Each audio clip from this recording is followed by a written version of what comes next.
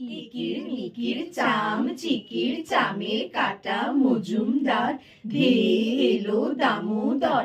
দামোদরের হাঁড়ি কুড়ি দুয়ারে বসে চাল কুড়ি। চাল কুড়তে হলো বেলা, ভাত খাবি আয় দুপুর বেলা। ভাতে পড়লো মাছি, কোদাল দিয়ে চাচি। কোদাল হলো ভোঁতা, খ্যাঁক শিয়ালের মাথা।